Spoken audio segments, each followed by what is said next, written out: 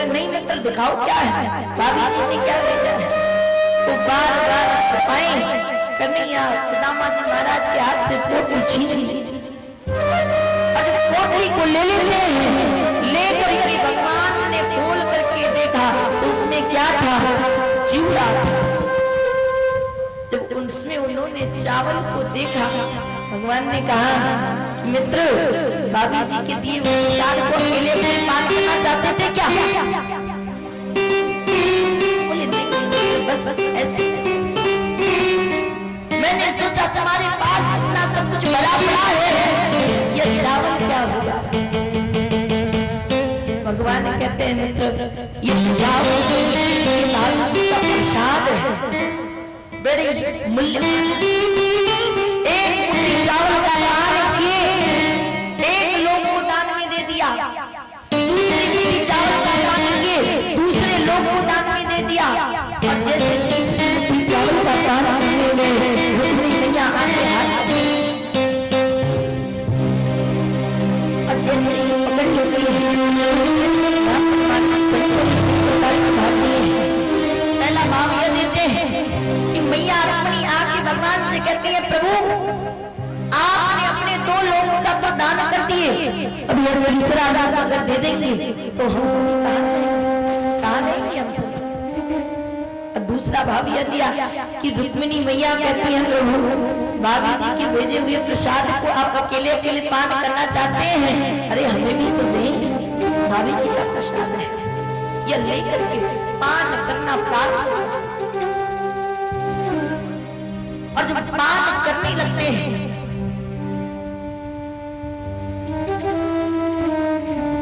रुक्मिणी माता लेकर के भाभी जी के प्रसाद को माता जामवंती माता सत्यभामा के संग में बांट करके पानी की। धीरे धीरे दिन बीता, रात्रि भई, रात्रि विश्राम के प्रातः काल हुआ।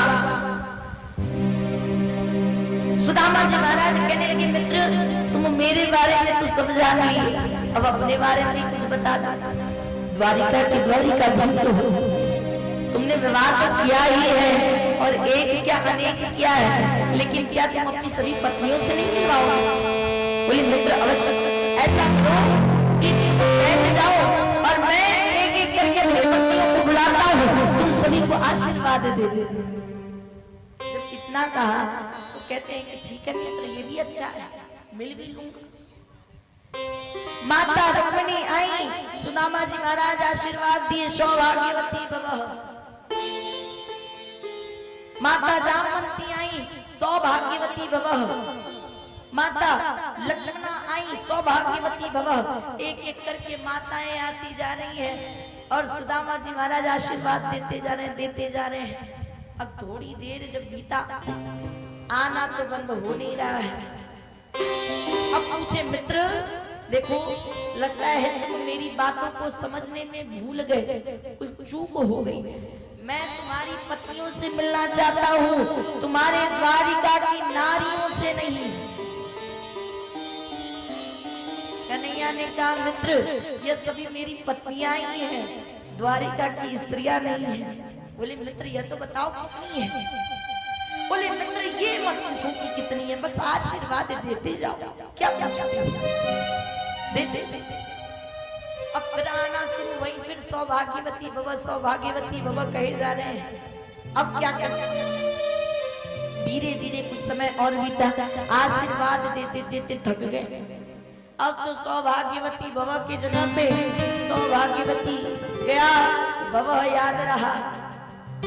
आशीर्वाद देते देते ऐसे थके कि आप ही जा रहे हैं, भव कहे जा रहे हैं, निकलती जाओ, भव कहे जा रहे हैं।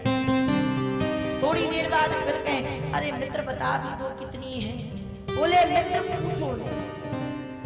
पूछो नहीं बस आशीर्वाद दो।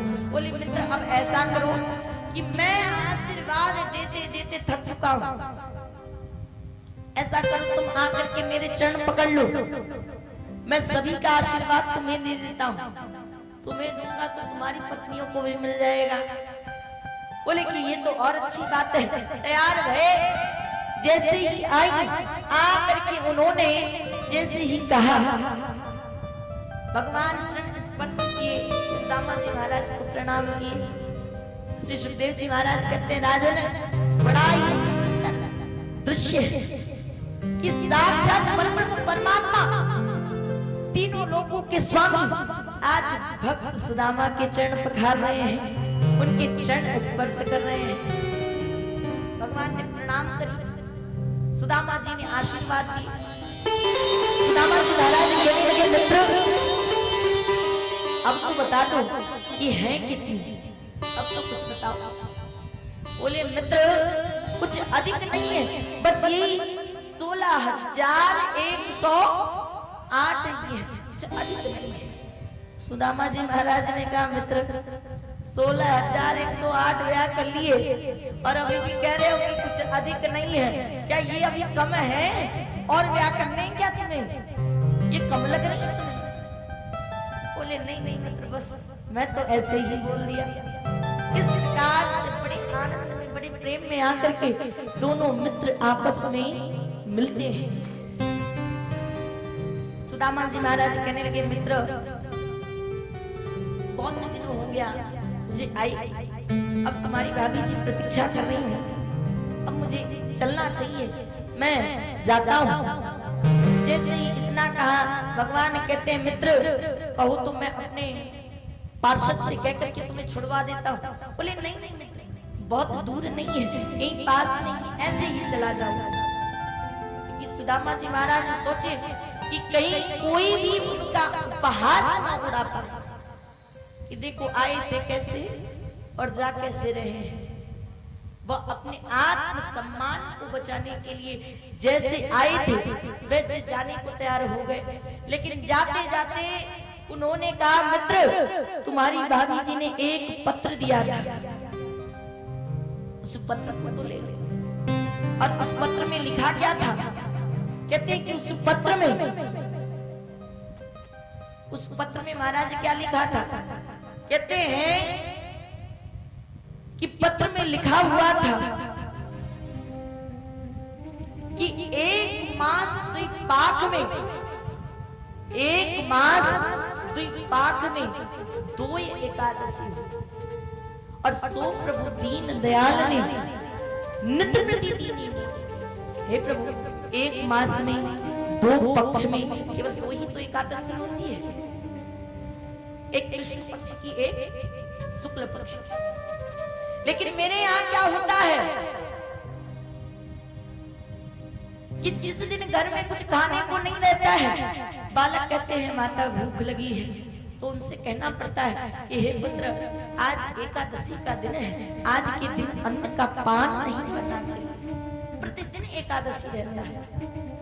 जब भगवान पत्र को पढ़े नेत्रों से अश्रु बहने लगे और तब भगवान ने विश्वकर्मा प्रजापति को आदेश दिया जिसने द्वारिकापुरी का निर्माण किया था। कहते हैं कि जाओ और जाकर के जैसी द्वारिकापुरी वैसे सुदामापुरी का निर्माण करके आओ। वह गए, जाकर के सुदामापुरी का निर्माण किए। भगवान एक पत्र लिख करके वो भी देते हैं। भगवान कहते हैं कि हे भाभी जी होना था सो हुई गयो, अपना ऐसो होए, और भाभी तेरे भवन में नित्य द्वादशी। अब तक जो होना था सो हो चुका है, अब तो एकादशी के दिन भी आप चाहो तो द्वादशी मनाओ। ऐसा होगा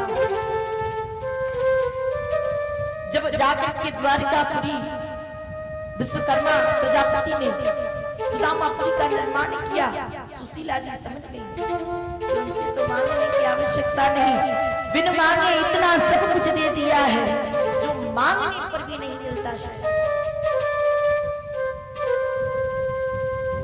और तब इधर सुदामा जी महाराज घूमते भये चलते भये चले जा रहे हैं। पहुंचे सुदामापुरी में, देखते हैं जहां पर उनकी छोटी सी कुटिया थी वहां पर बड़े बड़े से राज्य महल बने पड़े हैं। सोचने लगे कहीं मैं किसी दूसरे के नगर में तो नहीं आ गया। एक व्यक्ति से पूछे भैया जी कौन सी पुरी है? बोले सुदामापुरी है। जब कहते कि सुदामापुरी है जे बोले कि ये तो मेरे ही नाम पर है। बोले कि यहाँ के राजा कौन है? बोले कि यहाँ के राजा सुदामा जी महाराज हैं। बोले कि वह गए कहां पर है? बोले कि वह अपने बचपन के सखा द्वारिकाधीश से मिलने के लिए गए हैं। सोचे जा रहे हैं कि मेरा नाम सुदामा है, मैं भी तो भगवान द्वारिकाधीश से मिलने गया था, फिर ये क्या बोले जा रहे हैं? तभी सुशीला जी की नजर पड़ी सुदामा जी पर, दौड़ती वही आई, आकर के चरण स्पर्श करने लगी। सुदामा जी महाराज सोचे लगता है राज्य की महारानी है। बोले अरे देवी आप मेरे चरण मत छूए, मेरे चरण स्पर्श न करें। सुशीला जी कहती है स्वामी आप पहचाने नहीं क्या, मैं आपकी पत्नी सुशीला हूँ। मैंने कहा था ना कि भगवान बिन मांगे झोली भर देते हैं, मांगने की तो आवश्यकता ही नहीं। और जैसे ही इतना कहा, इतना कहते ही वहां से चल पड़े। सुदामा जी महाराज कहते हैं कि मैं इस राज्य में राज नहीं कर सकता, क्योंकि अगर मैंने राज्य में राज करने लगा तो मैं अपने प्रभु के नाम को भूल जाऊंगा। घर द्वार छोड़ करके जाने लगे। भगवान प्रकट हुए और उनको समझाते हैं कि मित्र तुम राजपाट संभालते हुए भी मेरा भजन कर सकते हो, मेरी भक्ति कर सकते हो। और तब सुदामा जी महाराज सुदामापुरी में राज्य करने लगे। बोलिए भक्त वत्सल भगवान की जय हो, वृंदावन वाके बिहारी लाल की जय हो। इधर श्री सुखदेव जी महाराज कहते हैं, हे राजा इस प्रकार से हमने आपको, इस प्रकार से मैंने आपको भक्त सुदामा के चरित्र का श्रवण कराया। अब कहते हैं कि एक बार महाराज भगवान इधर श्रुतियों ने भगवान की स्तुति की है, जिसे हम ब्रह्म स्तुति के नाम से जानते हैं। तभी जो भगवान की बहन थी सुभद्रा और अर्जुन का विवाह होता है, क्योंकि अर्जुन का एक विवाह भगवान की बहन सुभद्रा के संग में भी हुआ था, और वह भी द्वारिकापुरी से सुभद्रा को भगा करके ले गए थे और हस्तिनापुर में उन्होंने ब्याह किया था। कहते हैं कि इस प्रकार से देवी सुभद्रा का विवाह अर्जुन के संग में होता है। इधर एक दिन सूर्य ग्रहण लगा हस्तिनापुर में, कुरुक्षेत्र की भूमि पर। और जब सूर्य ग्रहण लगता है, आज 100 वर्षों के बाद में भगवान सभी ब्रजवासियों से मिलने को जाते हैं, क्योंकि सूर्य ग्रहण के समय में हस्तिनापुर से पांचों पांडव, देवी द्रौपदी कुरुक्षेत्र की भूमि में पहुंचे। कन्हैया द्वारिका से अपनी पत्नियों सहित पहुंचे। वृंदावन से यशोदा मैया, नंद बाबा, सभी गोपी ग्वाल वाल आए। बरसाना से राधा रानी वृषभानु जी आए। जो जहां था वहां से सभी लोग एकत्रित होते हैं कुरुक्षेत्र की भूमि में। और आज 100 वर्ष के बाद में भगवान राधा रानी और यशोदा मैया से मिलते हैं।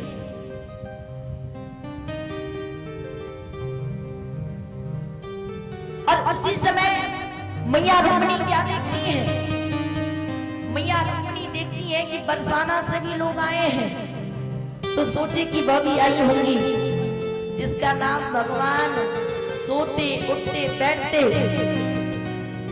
खाते पीते सदैव रहते रहते हैं, वह राधा रानी भी आई होंगी। गोपियां मैया रुक्मिणी सोचे कि चल करके एक बार मिले तो सही कि यह कैसा प्रेम है, इतना कौन सी देवी राधा रानी सुंदर है जो कि भगवान उनका स्थान किसी को भी नहीं देते हैं। जो स्थान भगवान ने राधा रानी को दिया वह उन्होंने अपनी पत्नियों को भी नहीं दिया, क्योंकि राधा रानी का भगवान के प्रति और भगवान का राधा रानी के प्रति एक सखा प्रेम था, जो कि एक दूसरे से दूर थे लेकिन एक दूसरे के हृदय में सम्मान देते थे, एक दूसरे के हृदय में विद्यमान रहते थे। राधा रानी से मिलने के लिए जाती है। और जब गई तो वह आज 100 वर्षों के बाद जलता हुआ दुग्ध लेकर के गई। और जब जाकर के कहती है कि हम भगवान द्वारिकाधीश की पत्नियां हैं। ललता विशाखा द्वार पे खड़ी थी, जाके राधा रानी से कहने लगे, रे राधे, कन्हैया की पत्नियां आई हैं तुझसे मिलने। बोली कि जाओ शीघ्र लेकर के आओ।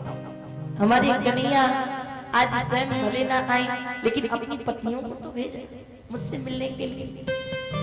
मैं मानू उनसे मिल करके यही मानूंगी कि मैं आज 100 वर्षों के बाद में अपनी कन्हैया से मिली।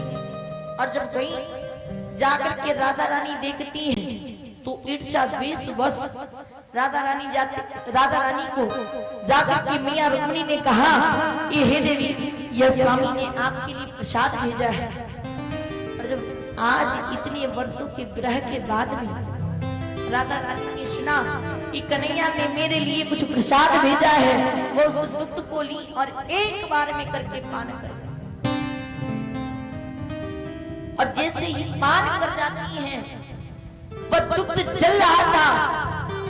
वह दुग्ध जाकर के जब राधा रानी के हृदय में जो कन्हैया के चरणों का वास था, उन चरणों पर गिरा तो कन्हैया के चरणों पर इधर बड़े बड़े से फफोले निकल पड़े, छाले। रुक्मिणी जी लौट के आई और आकर के उन्होंने देखा कि भगवान के चरणों में छाले पड़े हुए हैं। एक बार आप लोग गुरु जी का जयकारा लगावें। बोलिए श्रीमद् भागवत महापुराण की। हम सभी लोगों के बीच में, सभी लोगों के जनप्रतिनिधि और पूर्व प्रधान वर्तमान में जो सभासद हैं आपके क्षेत्र के, आपके गांव के, हम आपसे कहेंगे कि आप व्यासपीठ पे व्यास जी को आशीर्वाद प्रदान करें।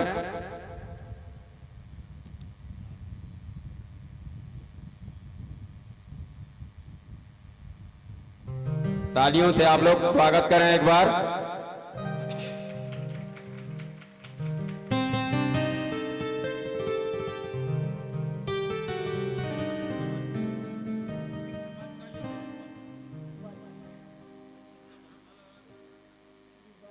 है सभी एक ही।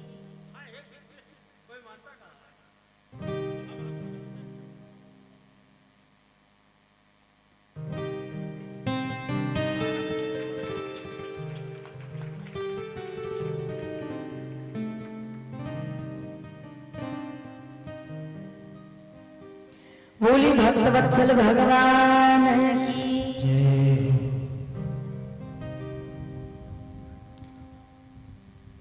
आइए आगे कथा में प्रवेश करते हैं। इधर राधा रानी जब मिलती हैं और राधा रानी मिलकर के वह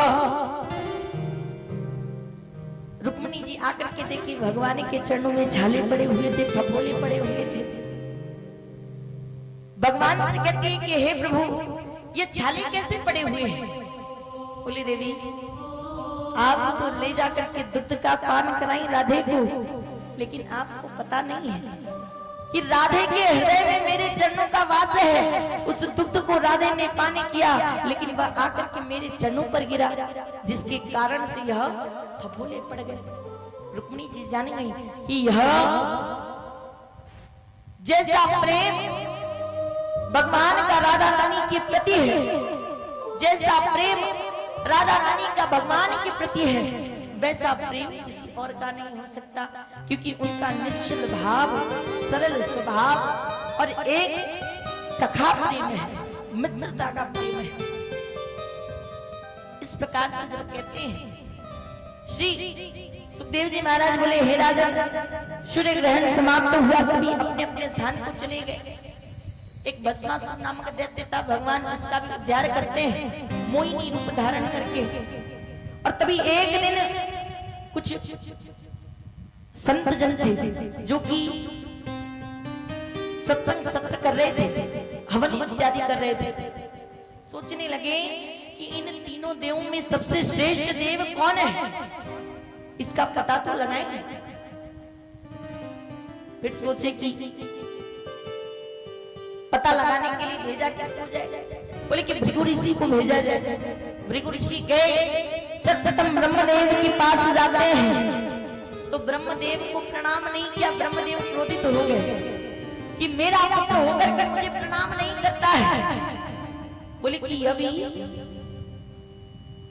श्रेष्ठ देव नहीं हो सकता। वहां से आगे बढ़े, भगवान भोलेनाथ के पास गए। भगवान भोलेनाथ ने उठ करके उनका स्वागत नहीं किया। बोले ये भी श्रेष्ठ देव नहीं हो सकते हैं, ये भी श्रेष्ठ देव नहीं है। इन्होंने उठ करके देखा कि संत आए हैं लेकिन फिर भी स्वागत नहीं किया। वहां से भी चल पड़े। आकर के बैकुंठ में देखते हैं भगवान नारायण शेष सैया पर शयन कर रहे हैं। जाकर के उनके वक्षस्थल पर एक पैर का प्रहार किया। भगवान उठ करके चरण पकड़ लिए और कहते हे प्रभु क्षमा करें कि आप आए और हम आपका स्वागत नहीं किए, आपका सम्मान नहीं। और जब इस प्रकार से कहते हैं,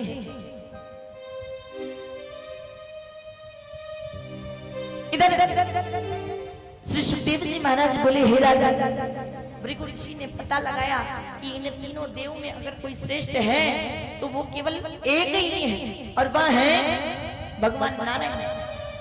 कहते हैं कि इस प्रकार से भगवान के पुत्र पौत्र सभी के संग में भगवान निवास करने लगे। भगवान की बहुत ही बड़ा और भगवान सभी के संग में आनंद पूर्वक निवास करते थे। कहते हैं महाराज कि पूरी 56 करोड़ की यदुवंशियों की संख्या थी। भगवान का पूरा परिवार बड़ा लंबा चौड़ा था और सभी के संग में भगवान आनंद पूर्वक निवास भी करते थे। कहते इस प्रकार से यहीं पर 10वें स्कंद को विश्राम करते हैं। एकादश स्कंद में कहते हैं कि एक बार भगवान के जो पुत्र थे सांब गर्भवती होने का नाटक करने लगे। कुछ संत ऋषि थे ब्रज के समीप में भजन कर रहे थे, जाकर के उपहास से करने लगे और कहते हैं कि हे महाराज आप हमें बताएं कि हमारे गर्भ से किसका जन्म होगा, एक पुत्र या पुत्री का। संत क्रोध में आकर के कहते हैं कि तुम्हारे गर्भ से ना पुत्र का जन्म होगा ना पुत्री का जन्म होगा, तुम्हारे गर्भ से एक मूसल का जन्म होगा जिससे पूरे यदुवंशियों का यदुकुल का सर्वनाश हो जाए। और जब संत ने कहा, संत का तेज था, संत की वाणी थी, वह विश्वल तो हो नहीं सकती थी। सांब गए, जाकर के अपने नाना उग्रसेन को बताया, वासुदेव जी महाराज को बताए किस प्रकार से श्राप लगा है।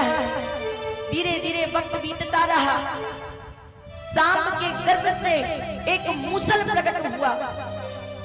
उग्रसेन राजा ने उस मूसल को घिसवा दिया, उसको घिसवा देते हैं और घिसने पर जब उसका एक छोटा सा भाग बचा, एकदम छोटे से सुई के नोक के बराबर छोटा सा उसका भाग बचा, उसको समुद्र में फेंकवा दिया।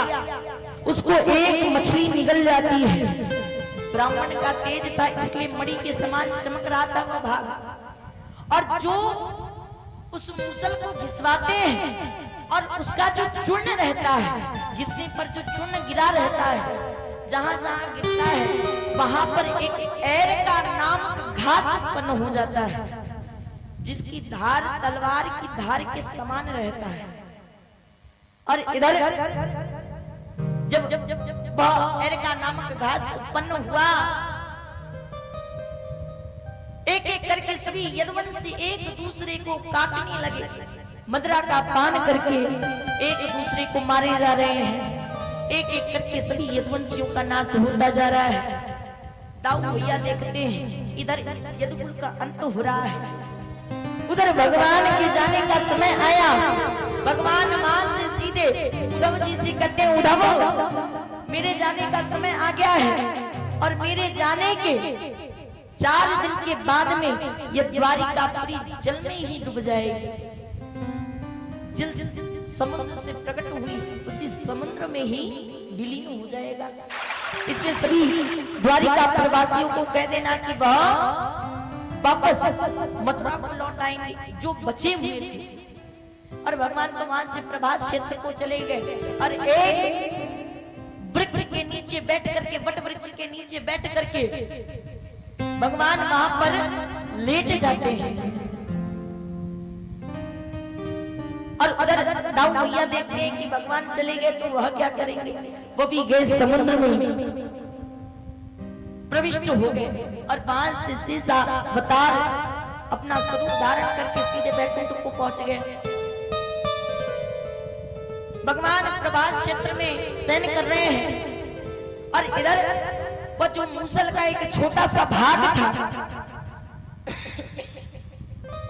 उस भाग को जो मछली ग्रहण कर गई थी, कुछ मछुआरे थे जो कि जाल फेंके और वो मछली फंस गई और जब उसको फाड़ते हैं तो उसमें वह अग्रभाग निकला जो कि मणि के समान चमक रहा था। संत का तेज था इसलिए चमक रहा था। उसको एक व्याध नाम के पहेलिया को मिला,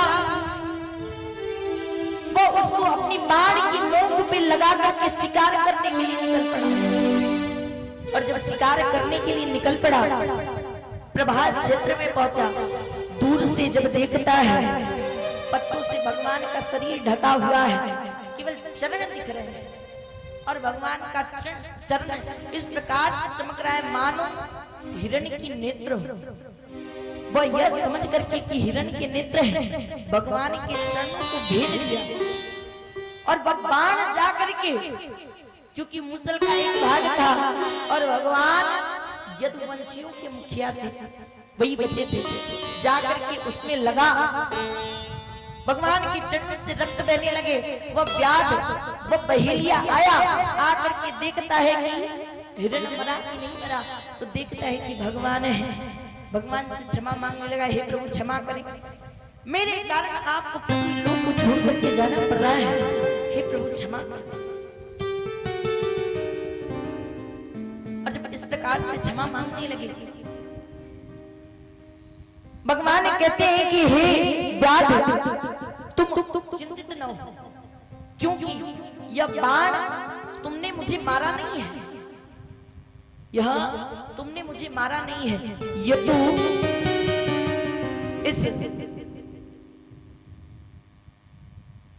ये तो पहले से लिखा हुआ था, इसी से मेरी मृत्यु होने वाली थी, केवल मात्र तुम बने हो, मेरे तो जाने का समय वैसे ही आ गया है। और जब इतना कहा, वह व्याध जो था, भगवान कहने लगे कि मैं किसी का ऋणी बनकर के कहीं नहीं जाता। और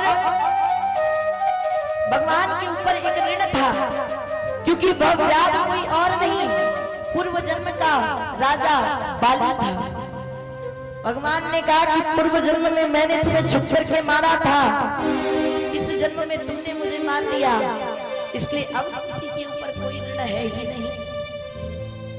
भगवान वहां से जब सीधे अपने धाम को चले गए, भगवान के जाने के बाद इधर भगवान गए, द्वापर युग समाप्त हुआ और कलयुग का आगमन हो गया। जैसे कलयुग का आगमन हुआ तो कलयुग में बड़ी ही विचित्र दुष्ट दुराचारी पापी मनुष्य उत्पन्न होने लगे। और तब जब दुष्ट दुराचारी पापी मनुष्य उत्पन्न होने लगे, उनकी पाप बढ़ने लगी। कलयुग में मानव की मुक्ति का केवल एक साधन था, भगवान का हरि नाम। लेकिन जब कलयुग का अंत होने वाला था, पाप एकदम अपने चरम सीमा पर था। कलयुग के अंत में और सत्य के प्रारंभ में भगवान अवतार लेते हैं। और भगवान ने जब अवतार लिए, भगवान ने कल के अवतार लिए एक अंगिरा गोत्र के ब्राह्मण के यहाँ, बोलिए कल के भगवान है कि भगवान कलयुग के अंत में कल के अवतार लेते हैं। और तब उन्होंने सभी दुष्टों का संहार किया और भक्तों की रक्षा की। इधर से सुखदेव जी महाराज कहते हैं राजन, अब तो आपकी आज सप्तम दिवस पूर्ण हुआ, अब तो तक्षक आकर के आपको डस लेगा, आपका प्राणांत तो हो जाएगा। राजा परीक्षित ने कहा प्रभु कैसी बात कह रहे हैं, आपकी जैसा ज्ञानी ऐसी बात कही क्या शोभा देता है? क्या आप नहीं जानते कि मैं तो इस भागवती कथा को श्रवण करके मुक्त हो गया हूँ, मैं तो प्रभु के धाम जा रहा हूँ। तक्षक आकर के अब मुझे नहीं डसेगा, मेरे इस तुच्छ शरीर को डसेगा, वो मेरे इस शरीर को डसेगा, क्योंकि मैं तो मुक्त हो गया, मैं अपने नारायण के धाम जा रहा हूँ, वैकुंठ को जा रहा हूँ। सुखदेव जी महाराज जान गए कि राजा परीक्षित को ज्ञान हो गया है। इधर राजा परीक्षित को आकर के तक्षक डस लेता है, वो भगवान के धाम को चले गए। सुखदेव जी महाराज भजन करने चले गए। इधर से सूत जी महाराज सौनकादिक ऋषियों को एक अध्याय में पूरे 12 स्कंद का वर्णन किए हैं। कहते हैं कि पहले स्कंद में श्री सुखदेव जी महाराज और राजा परीक्षित के जन्म कर्म के बारे में वर्णन किया गया है। द्वितीय स्कंद में सत्य मुक्ति क्रम मुक्ति का वर्णन किया गया, चतुश्लोकी भागवत का वर्णन किया गया है। तृतीय स्कंद में भक्त विदुर की कथा, 12 अवतार भगवान ने कपिल अवतार लिए हैं। चतुर्थ स्कंद में माता सती अनसुईया की कथा, माता सती की कथा और भक्त ध्रुव की चरित्र का वर्णन किया गया है। पंचम स्कंद में जड़ भरत जी महाराज के चरित्र का श्रवण कराया गया है। छठम स्कंद में अजामिलोपाख्यान माता दीति के 49 पुत्रों का वर्णन किया गया है। 28 प्रकार के नरकों का वर्णन किया गया है। सप्तम स्कंद में भक्त प्रहलाद की कथा का वर्णन किया गया है। अष्टम स्कंद में गजग्रा उपाख्यान मनमंत्रों का वर्णन किया गया। उन्हीं मनमंत्रों में समुद्र मंथन और भगवान वामन ने अवतार लिया। 9 स्कंद में सूर्य वंश चंद्र वंश का वर्णन किया गया। सूर्य वंश में भगवान राघवेंद्र सरकार चारों भाइयों सहित उत्पन्न हुए और चंद्र वंश में कन्हैया का जन्म हुआ। 10 स्कंद में भगवान की लीलाओं का वर्णन किया गया। राजा कंस का वध, द्वारिकापुरी निर्माण, 16,108 भगवान ने वाक्य, अनेक प्रकार के भक्तों पर कृपा की, दुष्टों का संहार किया। एकादश स्कंद में भगवान अपने धराधाम को चले जाते हैं और 12 स्कंद में राजा परीक्षित की मुक्ति हो जाती है। इस प्रकार से एक अध्याय में पूरे 12 स्कंद का उन्होंने श्रवण कराया। आइए भागवत जी के अंतिम श्लोक का एक बार उच्चारण करते हैं। एक बार मैं बोलूं और एक बार आप इस श्लोक का उच्चारण करेंगे। कहते हैं कि नाम संकीर्तनम यस्य, नाम संकीर्तनम यस्य, नाम संकीर्तनम यस्य, नाम संकीर्तनम यस्य, सर्व पाप प्रणाशनम, सर्व पाप प्रणाशनम, सर्व पाप प्रणाशनम, सर्व पाप प्रणाशनम, प्रणामो दुःख समनस्, प्रणामो दुःख समनस्, प्रणामो दुःख समनस्, प्रणामो दुःख समनस्, तम नमामि हरिं परम, तम नमामि हरिं परम, तम नमामि हरिं परम, तम नमामि हरिं परम। इस प्रकार से भागवत जी के अंतिम श्लोक में भी यही वर्णन किया गया है। कहते हैं कि नाम संकीर्तनम यस्य सर्व पाप प्रणाशनम, प्रणामो दुःख समनस्, तम नमामि हरिं परम। कि केवल अगर कलयुग में मुक्ति का कोई मार्ग है, भक्ति का कोई मार्ग है, तो वह केवल भगवान का हरि नाम है। इसलिए भगवान के हरि नाम का सदैव गान करते रहना चाहिए, उसका जप करते रहना चाहिए।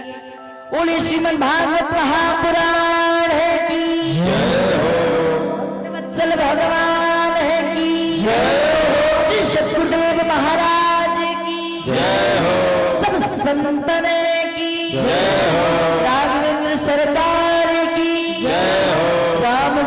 जन्मभूमि की जय हो। कृष्ण जन्मभूमि की जय हो।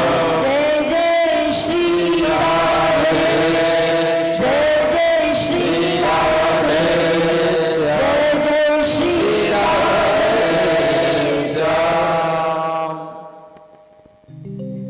इस प्रकार से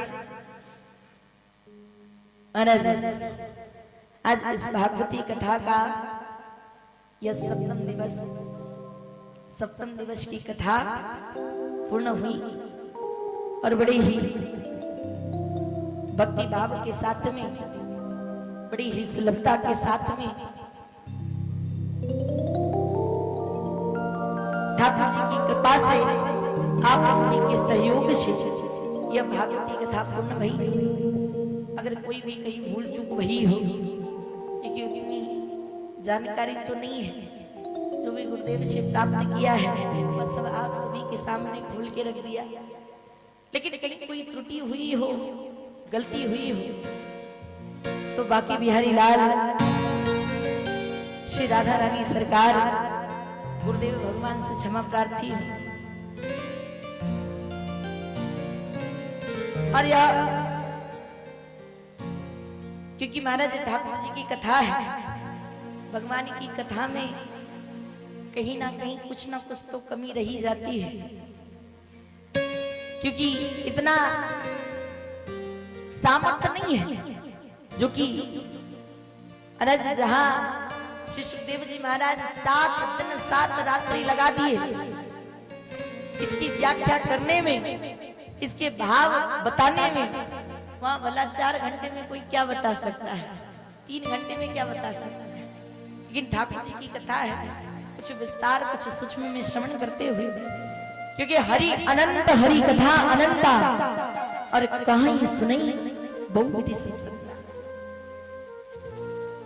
भगवान की कथाएं तो अथाह सागर है, जितना गोता लगाओ, जितना डूबो उतना मिलेगा। लेकिन कृपा है ठाकुर जी की, क्योंकि आज यह भागवती कथा पूर्ण भई है, तो यह हमारे गोविंद की कृपा है, हमारे बिहार जी की राधा रानी की कृपा है। बिना उनकी कृपा की कोई चीजें पूर्ण नहीं होती है। अगर आपको सुनने का अवसर प्रदान किए तो मेरे ऊपर यह कृपा की कि मुझे सुनाने का अवसर दी, कि आप जैसे भगवत प्रेमी, भगवत रसिकों के बीच में, क्योंकि इन 7 दिनों में महाराज कहीं कहीं ऐसा होता है कि 7 दिन में एक आध बार तो बोलना ही पड़ जाता है। महाराज थोड़ा शांति का परिचय दें।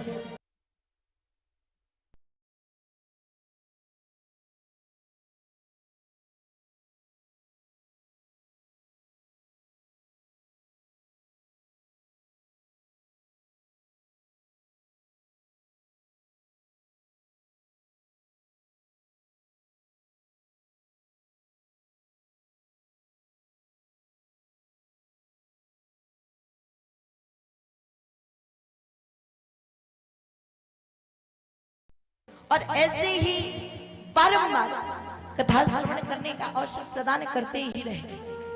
कहीं ना कहीं जाकर के, जहां कहीं भी कथा हो, आप सभी जाकर के ठाकुर जी की कथा का श्रवण करते रहे, क्योंकि महाराज जी अब बड़े भाग्य से मिलती है। जाने कितने लोग इस मोहल्ले में, इस भूपगंज में जाने कितने लोग होंगे जिनको यहां तक आने का सौभाग्य प्राप्त नहीं हुआ, क्योंकि कहा गया है, कहते हैं महाराज कि इरादे 1000 होते हैं, इरादे 1000 होते हैं मगर टूट जाते हैं। और ठाकुर जी की कथा में वही आते हैं जिन्हें हमारे बाकी बिहारी लाल बुलाते हैं। जाने कितने लोग ऐसे हैं जो कि अपने अपने घर पे बैठे हुए हैं, आज कल सोच रहे हैं आज चलेंगे कल चलेंगे, जय हो नंदी देव। अरे महाराज बचाएं।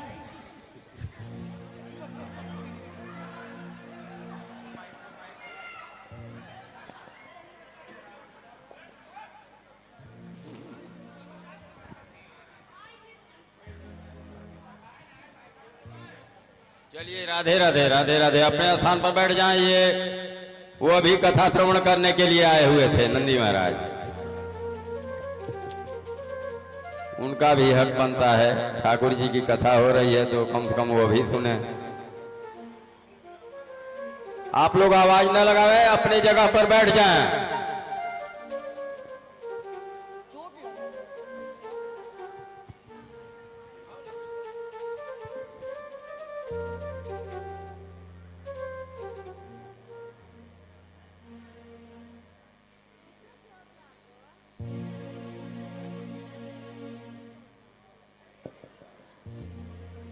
सभी लोग अपने अपने स्थान पे बैठ जाएं। सभी लोग अपने अपने स्थान पे बैठ जाएं।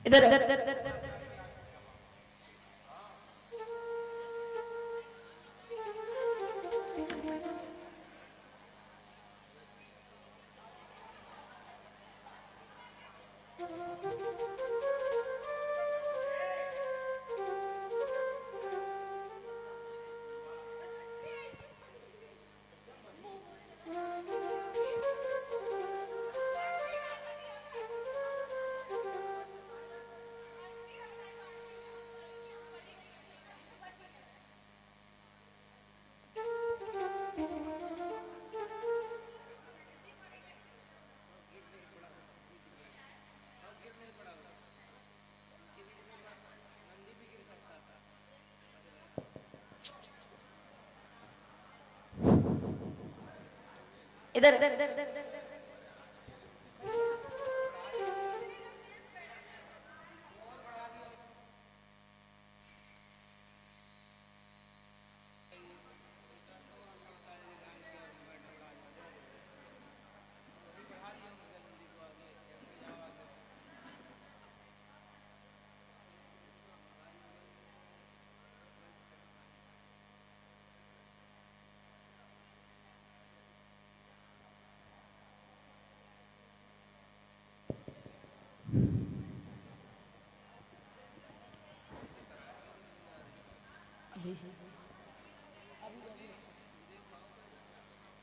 इधर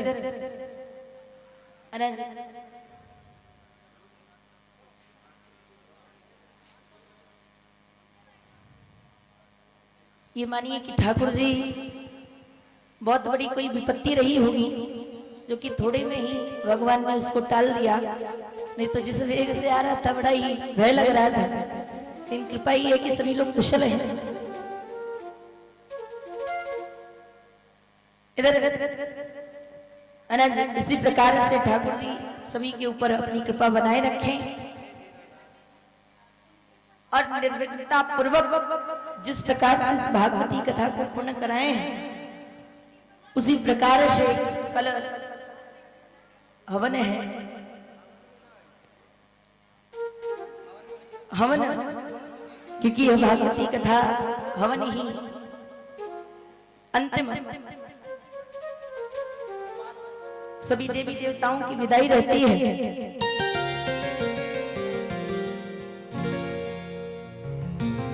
हमारे जो यजमान परिवार है आप सभी भक्तगण हैं, सभी के ऊपर ठाकुर जी इस प्रकार से ही कृपा बनाए रखें और हर एक पापों को काटते हुए पुण्य की प्राप्ति कराएं और सभी भगवान के हरि नाम का जप करते ही रहे। आइए एक भजन का श्रवण करते हैं, उसके पश्चात आरती प्रार्थना करें।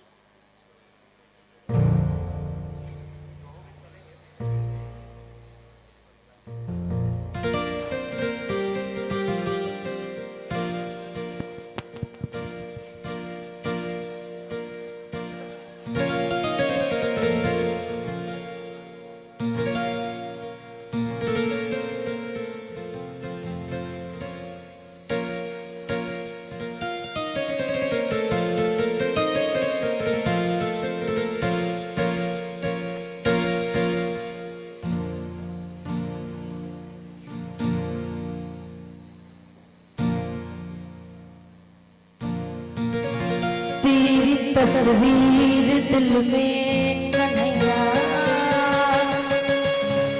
तेरी तस्वीर दिल में कन्हैया, जाने कब से बसी जा रही है, तेरी तस्वीर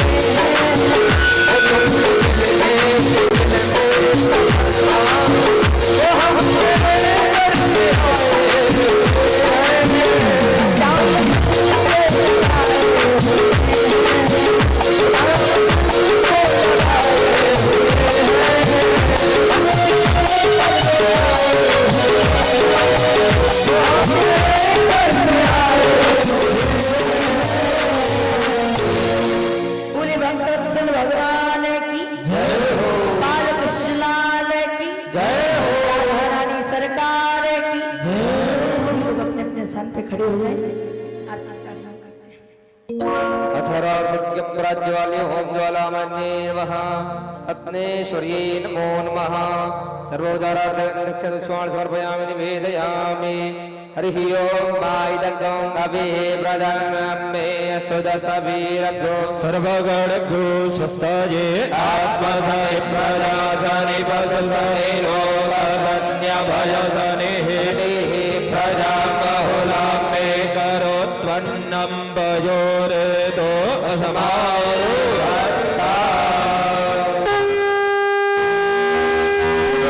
हरि गाऊं होके सब कुंज विहारी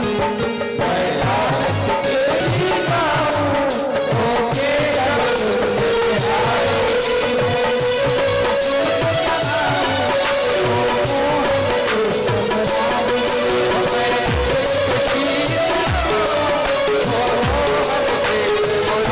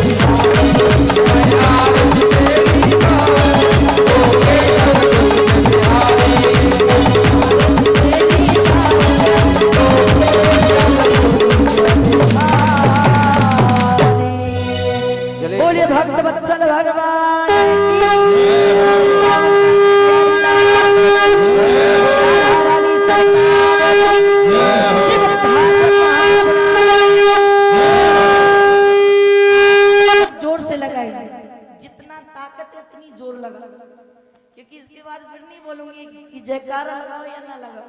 एक बार जोर से बोले भक्तवत्सल भगवान की जय हो। शिव शिव भगवान की जय हो। सब सब सब सब जय हो। सब